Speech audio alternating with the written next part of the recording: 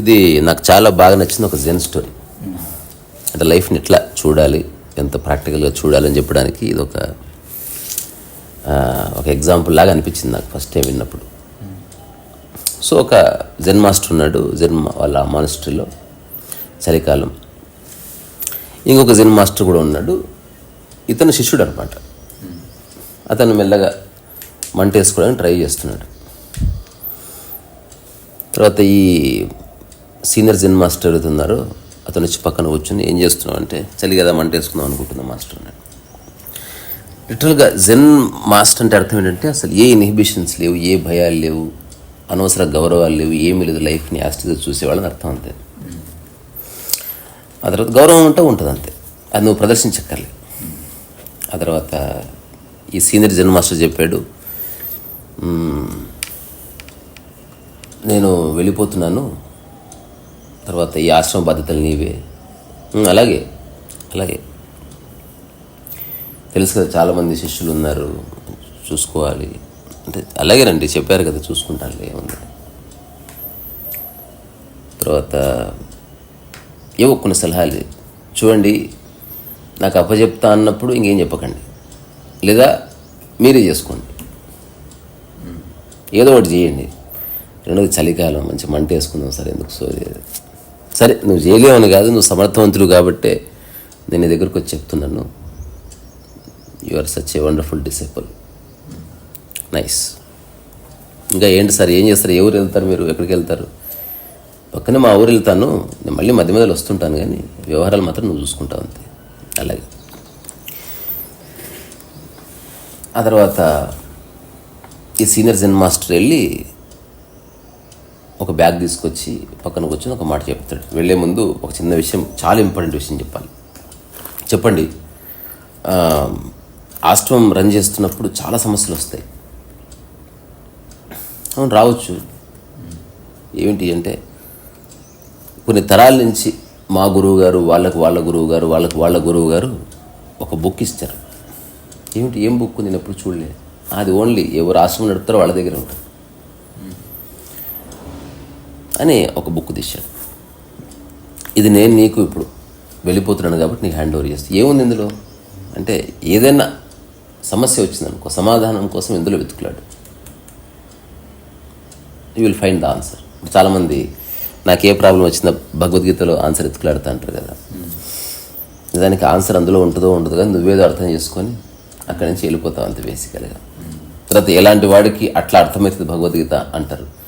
ఒకవేళ ఎట్లాంటి వాడికి అట్లా అర్థమవుతుంది భగవద్గీత కానీ కాదు, ఎవరికైనా ఒకేలా అర్థం కావాలి. నీకు నచ్చినట్టు అర్థమైతే, ఇది ఎట్లుందంటే సైన్స్ నీకు నచ్చినట్టు అర్థమైంది అనుకో, అట్లా కుదరదు. అది ఎట్లుందో అట్లే అర్థం కావాలి. సో ఇప్పుడు నాకు ఏదైనా సమస్యలు వస్తే నేను ఈ పుస్తకంలో జవాబులు ఎత్తుకులాడవచ్చు.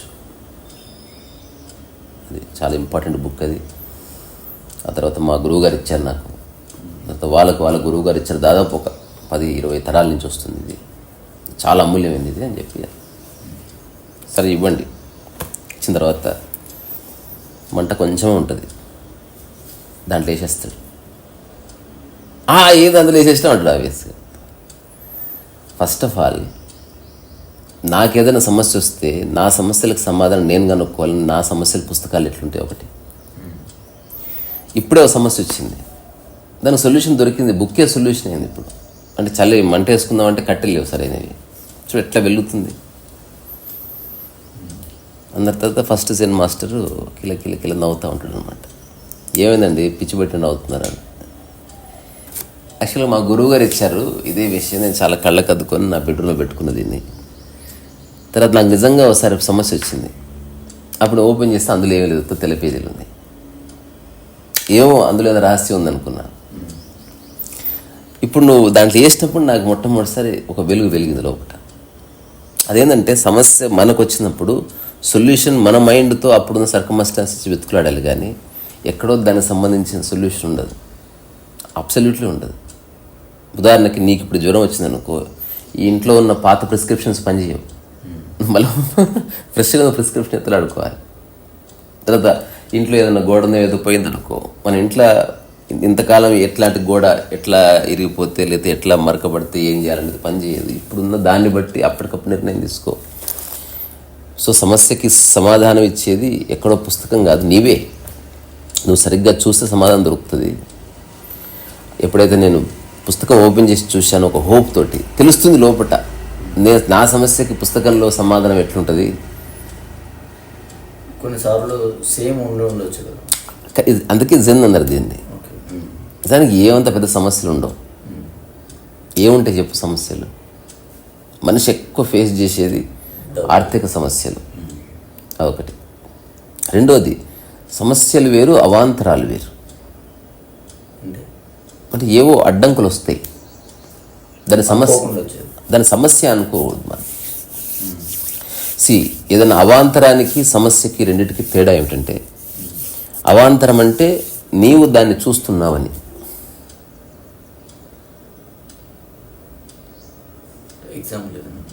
రోడ్డు మీద చెట్టు అడ్డం పడ్డది, ఏదో అవాంతరం వచ్చింది, నీవు సపరేట్గా ఉండి దాన్ని డీల్ చేస్తున్నావు.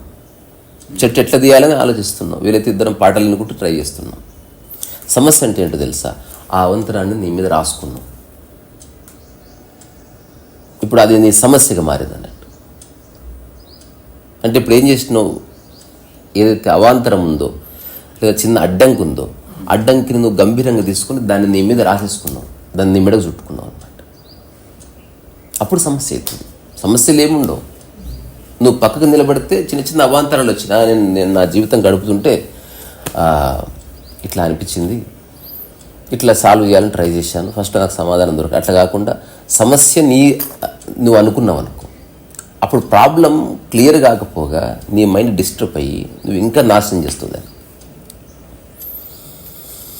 సో ఏదైనా సమస్య వచ్చింది అంటే దాన్ని సాల్వ్ చేసేవాడు దానికి బయట ఉండి సాల్వ్ చేయవలసింది, దాన్ని మీద వేసుకుని సాల్వ్ చేయడం లేదు. ఇప్పుడు అందుకే ఒక సర్జన్ ఏం చేస్తాడు, ఆపరేషన్ చేసినప్పుడు వాడు సపరేట్ ఉండి ఆపరేషన్ చేస్తాడు, కానీ ఆపరేషన్ అయిన వ్యక్తిని చూసి వాడు బాధపడడం మొదలుపెట్టాడు అనుకో,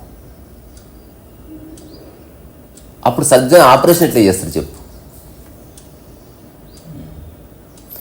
సమస్య క్లియర్ అవ్వని అవ్వకపోని నీవు సమస్యగా మారకు. సమస్యకి అల్లెందు వాడు చెప్పేటోడు డోంట్ వరీ అబౌట్ వరీయింగ్ అనేటోడు అనమాట. అంటే బాధ గురించి చెప్తూ బాధపడక అనేటోడు. అంటే నా కాలుకు దెబ్బ తాకింది అని చెప్పు, అంతవరకే, అక్కడితో ఎండ్ అయిపోయింది. దెబ్బ తాకింది, దాన్ని రిపోర్ట్ చేయి, దెబ్బ తాకింది నాకే ఇట్లయితుంది ఇప్పుడు నువ్వేం చేసినావు? దెబ్బకి ఇంకో దెబ్బ యాడ్ చేస్తున్నావు. మనిషి చేసే అతిపెద్ద తప్పే. అట్లా సమస్యలకు సమస్యలు, మాటకి మాట కావాలని అనేది కాదు కదా ఆ టైంలో ఫ్లో. అదే అందుకే మనం కథలు చెప్పుకుంటున్నాం ఇప్పుడు. అంటే ఆ డిస్టింక్షన్ తెలుసుకోవడానికే కథలు ఉపయోగపడతాయి. ఇప్పుడు రోడ్డు మీద లేదా ఎయిర్పోర్ట్కి వెళ్తే మొత్తం ఇన్స్ట్రక్షన్స్ ఉంటాయి. ఆ ఇన్స్ట్రక్షన్స్ వల్లనే తెలుస్తుంది ఎలా ఫ్లైట్ ఎక్కాలి, ఎలా దిగాలి, ఎలా నీ బ్యాగ్ తీసుకోవాలి. లేకపోతే సో లైఫ్ ఒక కాంప్లికేటెడ్ మ్యాటర్ కాబట్టి కథలు ఉపయోగపడ్డాయి. రమణ మహర్షి ఒక చక్కటి విషయం చెప్పాడు, ఎవరికైతే సేవ చేయాలని ఉంటుందో వాడు ఇట్లా పుడతాడు, ఎవరికైతే ఆరోగ్యం చూస్తే నచ్చదో అట్లాంటి వాడు డాక్టర్ పుడతాడు, ఎవరికైతే ఆకలితో ఉన్న వాళ్ళని చూస్తే నచ్చదో అట్లాంటి వాడు వ్యవసాయదారుడు పుడతాడు. రమణ మహర్షి చెప్పిన మాట ఇది. అట్లనే ఎవరికైతే వేరే వాళ్ళు ఆనందంగా ఉండకపోతే నచ్చదో అట్లాంటి వాడు కథలు చెప్పేవాడే పుడతాడు అనమాట. సో ఒక జీవితానికి సంబంధించిన పెద్ద విషయాన్ని ఒక చిన్న కథతో ఎక్స్ప్లెయిన్ చేయొచ్చు. ఆ కథ అర్థమైతే అది అర్థమవుతుంది. అందుకే ఇప్పుడు ఇదేమీ హైపోథీసిస్ కాదు. ఏదైనా ఒక పెద్ద ప్రాజెక్ట్ తయారు చేస్తున్నప్పుడు చిన్న ప్రోటోటైప్ చేస్తారు కదా, చేసి చూస్తారు కదా. R&D అంటారు, రీసెర్చ్ అండ్ డెవలప్మెంట్. ఒక పెద్ద బిల్డింగ్ కట్టేటప్పుడు ముందు బొమ్మ వేసి చూసుకుంటారు లేదు, ఆ బొమ్మ వేసుకున్న దాన్ని 3D టైప్ చేసుకుంటలేదు. చేసుకున్న తర్వాత దాన్ని చూస్తారు అది ఎంతవరకు ఫీజిబిలిటీ ఉందని. అది వర్కౌట్ అయితే అప్పుడు మళ్ళీ ఛాలెంజ్ వస్తాయి. బట్ స్టిల్ నువ్వు సంపూర్ణ అవగాహన చేసుకోవడానికి మొత్తం అక్కర్లే. అన్నం ఉడికిందా లేదా అని బియ్యం పట్టుకొని చూసి సరిపోతే ఒక్క మెతుకు. నిజమే. అందుకని లైఫ్లో ఏదన్నా ఇప్పుడే నీకు నిజంగా ఒక ఛాలెంజ్ వచ్చింది, దానికి దూరం ఉండే దాన్ని సాల్వ్ చేసే ప్రయత్నం చేయి. దాన్ని మీద వేసుకొని నువ్వు వీక్ అయిపో. ఇంతే చేయవలసింది. ఇప్పుడు నీకు కరెక్ట్ ఉపయోగపడుతుంది కథ. రెండవది సమస్య క్లియర్ అయినా కాకపోయినా నువ్వు శక్తివంతంగా ఉంటావు. ఇప్పుడు ఆ శక్తివంతంగా ఉంటే ఏదైనా సొల్యూషన్ దొరుకుతుంది. అట్లా కాకుండా సమస్య వచ్చింది నేను సాల్వ్ చేయలేకపోతున్నా అని దాన్ని నీ మీద రాసుకున్నావు అనుకో, అప్పుడేమవుతుంది, నువ్వు వీక్ అయిపోతావు, నువ్వు బాధపడతావు, నువ్వు ఫోకస్ చేయవు, నువ్వు ఏమీ చేయవు. ఒకటి చోటే మియా అని వాడిది ఒక యాడ్ ఉంటుంది, అందులో ఎంత బాగా నచ్చిందో. ఒక చిన్న బ్యాక్గ్రౌండ్ వాయిస్ వస్తున్నాడు, అతను పుస్తకాలు చదువుతూ ఉంటాడు, ఇట్లా వెరైటీగా నడుస్తూ ఉంటాడు. నేను జీవితంలో చిన్నప్పుడు మా అమ్మకు ప్రామిస్ చేశాను, ఎంత కష్టపడినా సరే చదివి నేను నా ఫోటోని అందరు చూసే చోట, అందరు చూసే విధంగా నేను కనపడతాను, ఇదే నా జీవితాశయం. అందుకే నేను అహర్నిశలు చదివానని ఒక పక్క సిగరెట్ తాగుతుంటాడు, ఒక పక్క తాగుతుంటాడు, లాస్ట్ చచ్చిపోతాడు అంతే మధ్యలో. అప్పుడు ఆ సిగరెట్ డబ్బా మీద వస్తున్నట్టు స్మోకింగ్ కిల్స్ అని. అంటే నువ్వు అనుకున్నది ఏదో, నువ్వు చేస్తున్నది ఏంది. నా ఆరోగ్యంగా ఉండమని మా అమ్మ చెప్పింది, మా అమ్మ చెప్పినట్టు ఆరోగ్యంగా ఉంటాను ప్రామిస్ చేశాను, అరే మంది ఇక్కడిరా అనుకుంటా. అంటే నువ్వు అనుకుంటున్నది నువ్వు చేస్తున్నది ఏంది. సమస్యను నిజంగా సాల్వ్ చేయాలంటే సమస్యకు నువ్వు బయట ఉండాలి. ఇదొకటి. వేరే వాళ్ళ సమస్యకు సమాధానాలు నీకు ఉపయోగపడవు, నీ సమస్య నీదే, నీ సమాధానం నీవే. వేరే వాళ్ళు చేసినంత కాంప్లికేటెడ్గా నువ్వెందుకు చేస్తావు? If you are intelligent enough దాన్ని ఇంకా సింపుల్గా చేయొచ్చు ఏదైనా. ఇప్పుడు వేరే వాళ్ళు డబ్బు సంపాదించడానికి కష్టపడుతున్నారా, నువ్వు చూసినావు, నీ మైండ్ చూసినావు కాబట్టి నీకు భయం వేస్తుంది. అట్లా కాకుండా నీవు ఒక్కసారి నీ ఇంటెలిజెన్స్ ఏంది, నీ పొటెన్షియల్ ఏంది, ఏ పనులు చేయగలవు, ఏ పని చేయలేవు, ప్రపంచంలో డబ్బు ఎట్లా వస్తుంది, ఎట్లా రాదు అనే దాన్ని నువ్వు నిరంతరం ఒక ధ్యానంలాగా, యోగంలాగా గుర్తిస్తూ ఉంటే నీకు మార్గం దొరుకుతుంది, ఖచ్చితంగా దొరుకుతుంది. ఇప్పుడు ఎగ్జాంపుల్ నవాజుద్దీన్ సిద్దికి ఒక ఎగ్జాంపుల్, మంచి యాక్టర్, చిన్న చిన్న రూమ్లో ఉంటాడు, ఇట్లనే ఒక 7 మంది బ్యాచిలర్స్, ప్రతిరోజు ఆడిషన్స్ పోవడం. తనకు తెలుసు నేను ఏదో రోజు ఒక మంచి సినిమాలో వేషం వస్తే అది కనుక క్లిక్ అయితే డబ్బు వస్తుంది. ఇప్పుడు తను ఏం చేస్తున్నాడు, నిరాశపడిపోవాలి. ఒక్కరోజు 2 రోజులు కాదు, సంవత్సరాలు. ఎవడైనా మిగతా ఫ్రెండ్స్ అంటారు మంచి రోల్ వస్తే చేయాలి. నవాజుద్దీన్ సిద్దికి చెప్పాడంట, మంచి రోల్ ఉండదు, ఏ రోజులైనా మనం మంచిగా చేయాలి. చూడు ఎంత తేడా ఉంది రెండింటికి. మంచి రోల్ వస్తే చేయాలంటే వాళ్ళందరూ మార్కెట్ నుంచి గల్లంత అయిపోయింది. ఇతను ఏ రోల్ ఇచ్చినా నాకు నేను దాన్ని మంచిగా చేస్తా అని చెప్పేటువంటి దర్శకుడు. మీరు ఇచ్చి చూడండి, నాకు కప్పులు కడిగేదైనా సరే, అంటే I know how to make it more beautiful. నేను సాధన చేస్తున్నాను. అట్లా సర్ఫరోష్ అనే సినిమాలో, అమీర్ ఖాన్ సినిమాలో హఠాత్తు కాల్ వచ్చింది, చిన్న రోల్ అంతే. అమీర్ ఖాన్ ఇట్లా పోతుంటాడు, అక్కడ వీడు ఉంటాడు అనమాట, కుంటుడు. ఏ వాయిది రారే అని అక్కడి నుంచి ఇట్లా కుంటు నడుచుకుంటాడు, బొలసామంటాడు ఇంతే. అమీర్ ఖాన్ చూసి ఎవరితను చాలా బాగా చేశాను. ఆ తర్వాత ఇప్పుడు అమీర్ ఖాన్ ఎంత ఫేమస్ యాక్టరో నవాజుద్దీన్ సిద్దికి ఎంత ఫేమస్ యాక్టర్ ఈరోజు.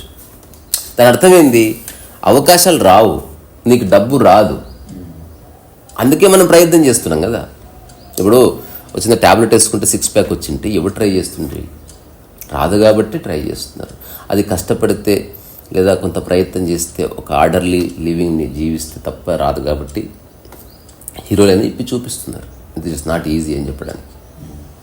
సో మనం ఈ కథ ద్వారా తెలుసుకోవాల్సింది ఏమిటి అంటే, ప్యానిక్ ఏం అవ్వకు, ఏం కాదు. ఫస్ట్ది ఏమి కాదు, తాత్కాలికంగా చిన్న చిన్న అవాంతరాలు ఎవరికైనా వస్తాయి, వాటిని నీ మీద రుద్దుకోకు, ఇంతే నువ్వు చేయవలసి. ఇప్పుడు ఎగ్జాంపుల్ చెప్తా సార్, చివరిగా హఠాత్తుగా ఫోన్ చేశారు, చాలా పెద్ద ప్రాబ్లం వచ్చింది, ఏం చేయాలో తెలుస్తలేదు, మన ఇంటికి చాలా పెద్ద ప్రాబ్లం వచ్చింది, మన పరువు పోయింది. అప్పుడు మన పరువు పోయింది అని అనుకున్నావా, నిజంగానే పోయింది. ఇప్పుడు నేను చెప్పిన కాంటెక్స్ట్లో ఆ పేరెంట్స్కి చెప్పే కొడుకు ఎట్లుంటాడంటే, మన అనే పదం వాడు, నా పరువు ఎట్లా పోతుంది, అసలు ఏం జరిగిందో చెప్పండి, నేను వింటా. విన్న తర్వాత నిజంగా పరువు పోయిందా లేదా నిర్ణయానికి వస్తా, లేదా మీరు అపోహపడుతున్నారేమో నేను చెప్తా. మొత్తం కాంటెక్స్ట్ మారిపోలే, స్టెబిలిటీ. అందుకే కుటుంబంలో ఒకటి స్థిరంగా ఉండదు, కుటుంబమే నిలబడుతుంది. కానీ అటు సైడ్ విన్న వాళ్ళు కూడా కరెక్ట్ ఉన్నారు. నువ్వు జస్ట్ స్థిరంగా ఉండు, అప్పుడే వినరు ఎవరు. నువ్వు స్థిరంగా ఉంటే మెల్లగా వినే శక్తి ఎస్టాబ్లిష్ అయ్యి. ఒక్కటే గుర్తుపెట్టుకో, గందరగోళానికి ఇంకొకటి గందరగోళ పరిచాడు అనుకో, మొత్తం గల్లంత అయిపోతుంది. ఎవడన్నా గందరగోళ పరిస్థితి స్ట్రాటజీ ఉండాలి తప్ప వాడు నిజంగా గందరగోళ పడకూడదు.